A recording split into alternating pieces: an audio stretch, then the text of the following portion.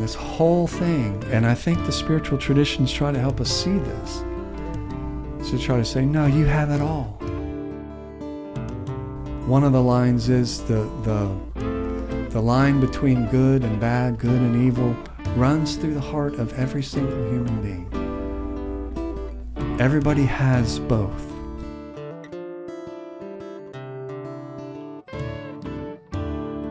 When life throws a challenge at you, one thing is certain. To find a resolution for every issue, every problem, for everybody, there's more than one way.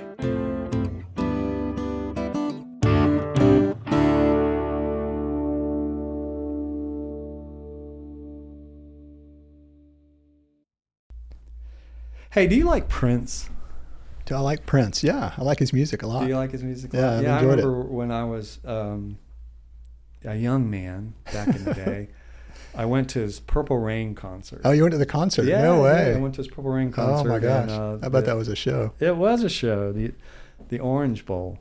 Wow. Yeah, and so the other day, I hadn't really thought much about Prince. I mean, I had thought of him since the Orange Bowl and the Purple Rain concert, but not much. And the other day on a podcast, there's this documentary that somebody made about Prince. Did you hear about that? I heard there was somebody working on something, but I hadn't, beyond that, I hadn't heard much. Yeah, so this guy, the guy who made the documentary that ended up winning the Oscar about OJ in 2016, I can't remember his name. He did a documentary. It's like an 8-part documentary for Netflix about Prince. Okay. And is it out? It's not out, and from what I understood from the podcast is it probably never will be out. And it'll never will be out because the executors of Prince's estate don't want what might be considered the more negative parts of Prince's life and personality to come out. Yeah. They just want the creative genius that he was, and he was. Yeah. From all accounts, he could play all these instruments and super creative. I still remember him in the the Super Bowl. The Super Bowl, yeah. The halftime show, that was incredible. Dude, it's like if you didn't like it, you had to at least admire him for doing that. Yeah, and all that was true. But at the same time, what the guy who did the documentary found out is, and all of that came from a very, in addition to be this creative genius, he was a very broken person. And that those two things went together somehow. Yeah. Okay. Right? And what really, really caught me was, since we talk about the spiritual life and that oftentimes in religion and in the spiritual world, we're kind of like the executors of Prince's estate. We just want all the good, so-called good. Just part of the picture. Just part of the picture. And and that just captured me for the longest time, because in my experience with 33 years now of working within the religious world, that's my experience, is that oftentimes we want to kind of brush aside the things that we don't like about either ourselves or somebody else, and we want to just focus only on that which might be considered positive or optimistic or the light side. And I wondered, why? Why do we do that? Why are we drawn to that? Or drawn to just the partial? Yeah, just the partial. Why do you think? I think that story sells. I mean, for thinking of executor, I mean, I could see where they would feel like maybe that was the success that he had and wanting to keep that going. Maybe that part's easier to consume or enjoy if the other part isn't there. I don't know. Yeah, and then I think I would add to that, and it's almost like, and this is something Prince dealt with his whole life. They're not going to like me if they know my full self. Yeah. I'm not going to be accepted. Yeah. And I think sometimes I feel like that at times. Yeah, I think everybody has felt that way. It's like I can only show, You can only know the parts of me that that I think will make you like me. Mm. And once again, Prince was worried about that, and so he created this whole persona. Mm-hmm. And persona, that whole, Yeah. Greek for mask, and the mask that the people who were in plays wore, Mm-hmm. right? So we all have personas, and we all wear masks, so that's not bad. Mm-hmm. The bad thing was Prince then tried to live up to it and couldn't. Mm. And so part of what the documentary got at is that's part of the reasons why he was doing drugs. When you recognize, I cannot live up to what it is that I've created myself to be. Yeah.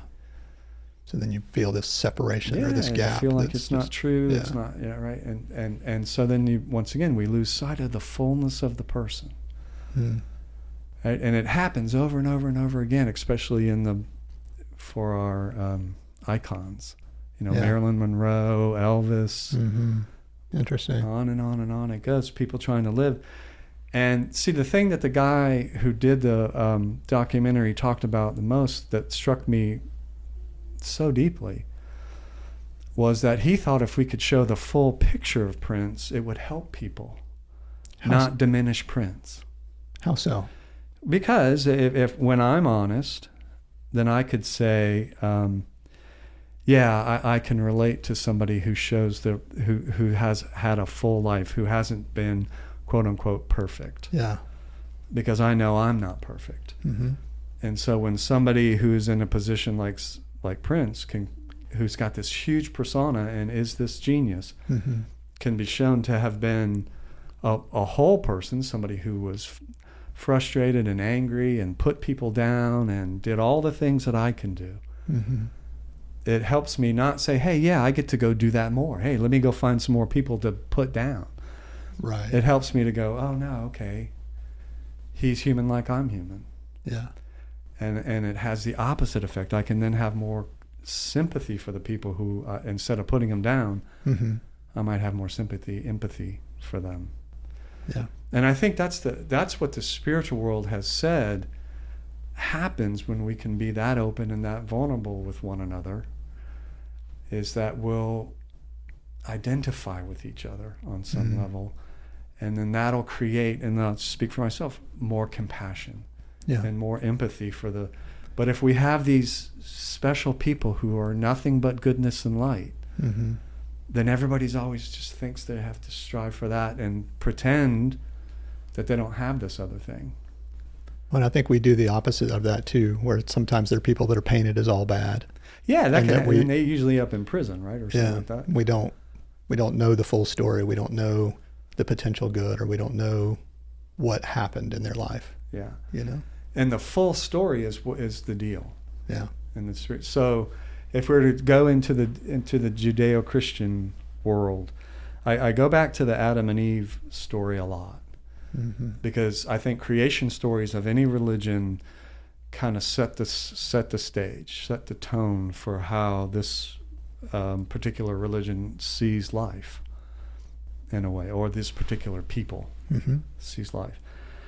And one of the things that happens within the Adam and Eve story is that the guy Adam, who becomes Adam, is the story says, God comes down and starts to make Adam out of the mud of the earth, Mm-hmm. right? So it's like a potter in a potter's wheel, and he's creating. It's a he in the story, so he's creating this what turns out to be like a statue. Like a clay statue pops out. And then God breathes the breath of life Mm-hmm. into this clay statue, and the person comes alive. Okay.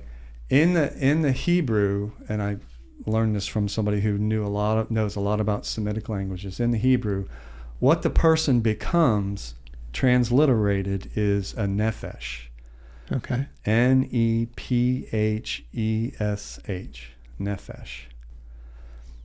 And what that gets translated into the Bible as is something like a living being or a living soul, a very kind of detached, abstract thing. Mm-hmm. or a way to define this being. But in the Hebrew, what my friend told me was what the person became when the breath of life was breathed into him was a living bundle of appetites. Wow.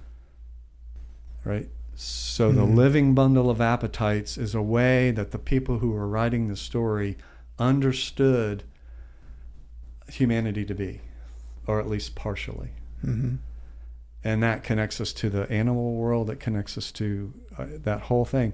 And it also says, yeah, we have these energies and urges and desires that are coursing through us, and we have to learn how to deal with those. Yeah. What happens with the executor of the prince thing is we make it almost like we only have good desires and good and helpful, and almost like the Hallmark Channel or something like that. Yeah. Like life is one big Hallmark Christmas special. Right? Yeah. Or there's, nothing wrong with Hallmark Christmas specials and the cookies and the milk and that all. But that's just one part of life, right? Right. And like I said, in this whole thing, and I think the spiritual traditions try to help us see this. So try to say, no, you have it all. One of the lines is the line between good and bad, good and evil, runs through the heart of every single human being. Everybody has both. Yeah. So that's why when the guy who directed and produced and did everything for the Prince documentary says, I wanted you to see the whole picture, I can agree with him. Yeah. I can say, yes, that's what's helpful for me. And that while I understand when somebody wants to cut it off, Sure. it diminishes life. Yeah. Does that make sense? Yeah, I think so.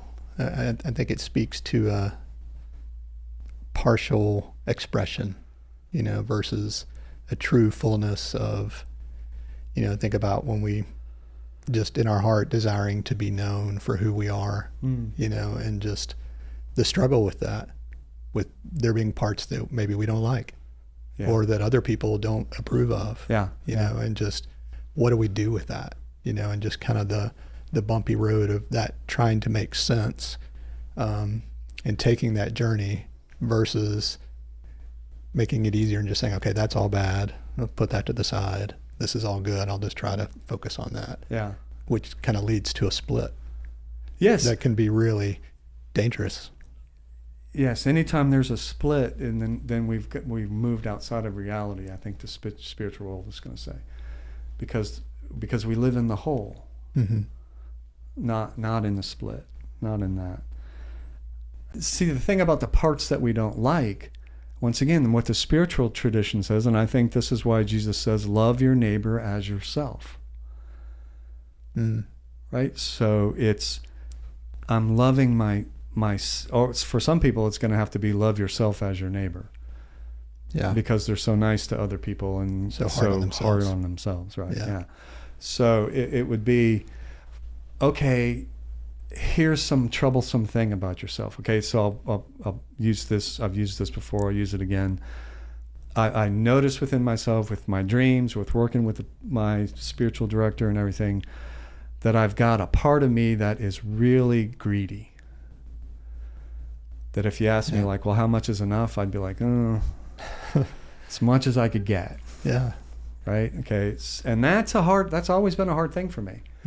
Because I think at times I've not done things I might have wished I had because of I want more. Okay, so it gets in the way at times in my life when I'm not really paying attention to it, that greedy stuff. And what hurts it the most is when I try to deny that I even have it. Because then what happens is I just see it everywhere. In every car that's big. And every house that's huge, and every job that pays more money than it seems like that job is worth. You know what I mean? Yeah. So I see it everywhere, but it originates in me. Yeah. All right. So what the spiritual traditions are going to say is you got to love that. As much as you hate it, you got to love it. And when you love it, then you'll be able to not judge all the stuff that I just threw out there, including yourself. Yeah. And then you got a chance to maybe not let the insatiable nature of there's never enough that can be me. Yeah. Well, I think when you talk about that, just that idea of the bundle of appetites. Yes. I mean, that just speaks to that. It does, doesn't it? With the idea that appetites want to be satisfied. That's right. It's another image that word brings out is a gaping, greedy throat. Whew. So I know, right? I didn't want to say that because it is so kind of yucky, but it makes me think of like a little baby bird. Yeah. Right. So like a little baby bird. Hey, mom, just give me the food, right? Yeah. And I can be like that. That's how I can treat life. Yeah. Right. So what I'm saying is when I can admit that, when I can see that, when I can admit that, when I can even start like in a way you are right now, laughing at it a bit, then I throw my phone. So when I can do that, though, life is whole, and I can then maneuver with it. I can have some choices in it. When all it is just this energy, this feeling, or I'm denying it and pushing it away, then it owns me. Well, and I think, we've all been around or had interactions with people that we're really drawn to, or have had interactions with people that we have a hard time being around because of what they're projecting or how they behave, whatever, And I think about when people are vulnerable around me and share something, it makes me feel connected to them. It makes me open up to them, But when I feel like someone is projecting something or living in a way that's inauthentic, I don't want to be around that person. Yeah. But thinking about that on the outside, the same's true on the inside. Yeah, that's right. Yeah. With the idea that it makes me think, okay, so if I like that in someone else, why wouldn't I want more of that in me? Or if I dislike that in someone else, how am I like that I need to be aware of? Yeah. Where am I doing that to somebody else unintentionally? Yeah, yeah. And one of the things that came up in the Prince interview, the thing about Prince, was one of Prince's biggest worries and fears and complexes, whatever you want to call it, that drove him was he felt like he was going to get abandoned because that had happened in his childhood. Yeah. Okay, so he felt like if somebody really knows me, then they're going to leave me. Yeah. They're not going to like me. When I think the whole image too that they talk about a little bit, just the idea of the vault that he had, with the idea that everything was secured or protected, with the idea that he had a physical vault in his residence, where things were behind a locked door. Yes. Yes. Now, obviously, what we're talking about, it's not. We don't have to walk around life like an open wound.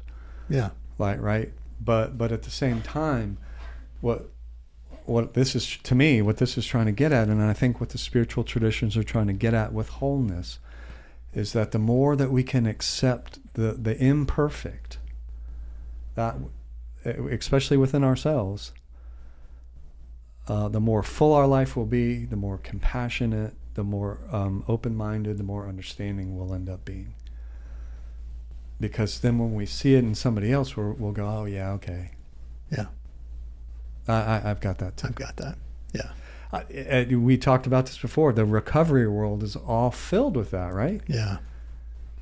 Right. That's why they open the whole thing with "I am an addict" or whatever that is, and people don't go, "Oh man." Yeah. You go, yeah, me too. Yeah, it's something that opens the room up. It does. It connects and opens. But seriously, we have to find the safe places where that can take place. Right. Where that can happen. Or what Prince's fear is can happen. You can be rejected because somebody doesn't like some part of you. Yeah. And we all have experiences of that. Right. So it's, that's why I was rooting for this documentary to make it. Mm-hmm. because it would just be one more place where somebody could go and say, oh yeah, here's a human being like me, right? Not some artificial superhero in nice packaging, right? That is above the world and has it all worked out. Yeah, that's not a very helpful person for me. As a matter of fact, like I said, for me, that I start looking for faults. Interesting. Like, this is too good to be true. Yeah, this cannot be. Yeah, interesting. Right. But the thing, once again, the thing is when we buy into it, and if you buy too much into somebody's persona, when they do something that is I don't like, or somebody else doesn't like, or you think is not what they're supposed to be about, we end up just attacking the person then, or being so disappointed or so disillusioned. Well, and you had shared when we were kind of discussing and prepping for this earlier, Palm Sunday as an example. Could you talk more about that? Yeah. So one of the things about Holy Week is Holy Week captures, and this goes right with the Adam and Eve story. You know, Holy Week, the Adam and Eve story, capture the idea that if you're going to be fully human, then you're going to experience the full range of humanity, the full range of human emotion, human experience, and all that brings up. And so Holy Week starts with what has been termed the triumphal entry. So Jesus riding in on the donkey, and everybody's essentially shouting, "You're great," or "God is great because of you." One of the so pretty big pedestal right there. Yeah. Right, pretty high level for somebody to try to live into. 5-6 days later, Good Friday comes around, and he's hanging on the cross, and or he's been arrested, and people are shouting, "Crucify him, kill him." So in 5 days, according to the story, you go from "You're the greatest thing in the world" to "You should die." You should die. Yeah. And look at any coach on any college football team. Yeah. That where people are really serious about the sport, and you'll see a very similar energy when things are going well and they're doing. He's the best thing in the world. He's the greatest thing in the world. Yeah. Nobody better than this person or her. She's the best thing in the world. Yeah. Nobody's ever going to be like her. 6 months later, you lose a few games, especially to your arch rivals. Yeah. And the for sale signs are out in front of your. Yeah. Right. So there's this human energy. That's the thing. That's what happens, I think, when we project all goodness onto somebody and then they let us down. And then all the rage can come out. That if somehow or another, if we say that these things are all together, that coach is a human being, that Jesus was a human being, and that he's going to do some things that I agree with and like, and she's going to do some things that I don't like, disagree with, and that's okay. Yeah. That's part of the whole deal. Yeah. That's why, once again, I circle back around to, that's why I wish this could come out, because we need helpful. more stories like this. Yeah. More ways for people to see we're human. Yeah.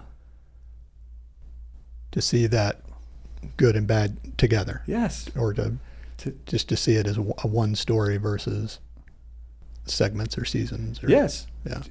And the thing, once again, that we'll see it played out over and over and over again in separating them in stories. So I've talked about Star Wars before. It plays out there, but their whole thing with the Force. Yeah. Right? There's a light and a dark side. That's right. And you could be affected by either one. Right? So then there's that. And then a latest one that's came out that I'm kind of embarrassed that I'm going to say this, but I'm going to say it. I went to see Wicked with my daughter. Well, I mean, I think I was like one of 3 dudes in the whole movie. So, yeah. That's my problem, though. So anyway, I went to see Wicked, and And the whole story is about essentially, moving more and more toward how the Wicked Witch of the West became the one that carried all the negative. Mm-hmm. And Glenda carries all the positive, right? Right. But the truth is, what the story I think was trying to get at is they both had both. Yeah. Like we all do. And when we can embrace that, I think we can find fullness of life. I think we can find empathy and compassion for ourselves and each other, and fullness of life, as opposed to a mad rush to try to live up to a persona that nobody can live up to. Yeah. Thank you for listening to this episode of the More Than One Way podcast, brought to you by the Center for Spiritual Practice in Knoxville, Tennessee. We really appreciate your time and would love to hear your feedback. You can reach us by emailing hello@morethanonewaypod.com, or you can connect with us on social media using the handle @morethanonewaypod. If you found this episode helpful, we hope that you'll share it with your friends, with your family, with people you work with all the people who you know. Thank you, and take care.